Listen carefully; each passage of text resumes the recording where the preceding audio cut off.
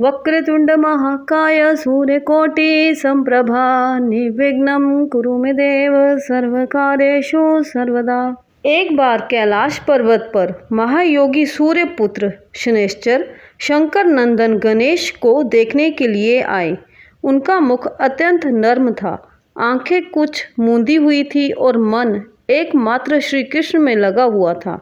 अतः वह बाहर भीतर श्री कृष्ण का स्मरण कर रहे थे।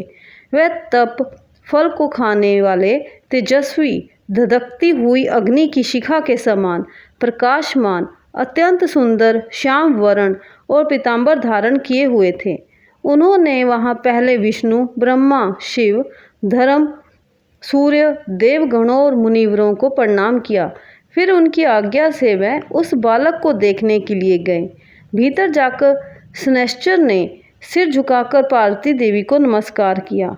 उस समय वे पुत्र को छाती से चिपटाए रत्न सिंहासन पर विराजमान हो आनंद पूर्वक मुस्कुरा रही थी। 5 सखियां निरंतर उन पर श्वेत चवर ढुलाती जाती थी।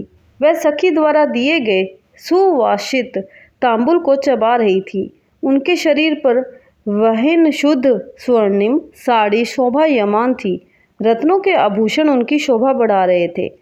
सहसा सूर्य नंदन शनैश्चर को सिर झुकाए देखकर पार्वती जी ने उन्हें शीघ्र ही आशीर्वाद दिया और उनका कुशल मंगल पूछा। ग्रहेश्वर, इस समय तुम्हारा मुख नीचे की ओर क्यों झुका हुआ है तथा तुम मुझे अथवा इस बालक की ओर देख क्यों नहीं रहे हो? शनैश्चर ने कहा, शंकर वल्लभे, मैं एक परम गोपनीय इतिहास, यद्यपि वह लज्जाजनक तथा माता के समक्ष कहने योग्य नहीं है, तथापि आपसे कहता हूँ, सुनिए। मैं बचपन से ही कृष्ण का भक्त था। मेरा मन सदा एकमात्र श्री कृष्ण के ध्यान में ही लगा रहता था। मैं विषयों से विरक्त होकर निरंतर तपस्या में रत रहता था। पिताजी ने चित्ररथ की कन्या से मेरा विवाह कर दिया। वह सती साध्वी नारी अत्यंत तेजस्विनी तथा सतत तपस्या में रत रहने वाली थी। एक दिन ऋतु स्नान करके वह मेरे पास आई। उस समय मैं भगवचरणों में ध्यान कर रहा था। मुझे ब्रह्म ज्ञान बिल्कुल नहीं था, अतः मैंने उसकी ओर देखा भी नहीं। पत्नी ने अपना ऋतुकाल निष्फल जानकर मुझे शाप दे दिया कि तुम अब जिसकी ओर दृष्टि डालोगे वही नष्ट हो जाएगा। तदंतर जब मैं ध्यान से विरत हुआ तब मैंने उस सती को संतुष्ट किया, परंतु अब तो वह शाप से मुक्त कराने में असमर्थ थी, अतः पश्चाताप करने लगी। माता, इसी कारण मैं किसी वस्तु को अपनी नेत्रों से नहीं देखता और तभी से मैं जीव हिंसा के भय से स्वाभाविक ही अपने मुख को नीचे किए रखता हूँ। शनैश्चर की बात सुनकर पार्वती हंसने लगी। इस पर नर्तकियों तथा किन्नरियों का सारा समुदाय भी ठहाका मारकर हंस पड़ा। शनैश्चर का वचन सुनकर पार्वती जी ने परमेश्वर श्री हरि का स्मरण किया और इस प्रकार कहा, सारा जगत ईश्वर की इच्छा के वशीभूत ही है। फिर दैव वशीभूता पार्वती ने कौतूहलवश शनैश्चर से कहा, तुम मेरी तथा मेरे बालक की ओर देखो। भला इस निषेक कर्म फल भोग को कौन हटा सकता है? तब पार्वती का वचन सुनकर शनैश्चर स्वयं मन ही मन यूं विचार करने लगे, अहो, क्या मैं इस पार्वती नंदन पर दृष्टिपात करूं अथवा ना करूं, क्योंकि यदि मैं बालक को देख लूँगा तो निश्चय ही उसका अनिष्ट हो जाएगा। इस प्रकार कहकर धर्मात्मा शनैश्चर ने धर्म को साक्षी बनाकर बालक को तो देखने का विचार किया, परंतु बालक की माता को नहीं। शनैश्चर का मन तो पहले से ही खिन्न था। उनके कंठ, ओष्ठ और तालू भी सूख गए थे। फिर भी उन्होंने अपने बाएं नेत्र के कोने से शिशु के मुख की ओर निहारा। शनि की दृष्टि पड़ते ही शिशु का मस्तक धड़ से अलग हो गया। तब शनैश्चर ने अपनी आंख फेर ली और फिर वह नीचे मुख करके खड़े हो गए। इसके पश्चात उस बालक का खून से लथपथ हुआ सारा शरीर तो पार्वती जी की गोद में पड़ रह गया, परंतु मस्तक अपने अभीष्ट गोलोक में जाकर श्री कृष्ण में प्रविष्ट हो गया।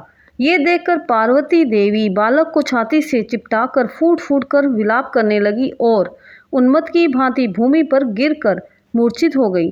तब वहां उपस्थित सभी देवता देवियां पर्वत, गंधर्व, शिव तथा कैलाशवासी जन ये दृश्य देखकर आश्चर्यचकित हो गए।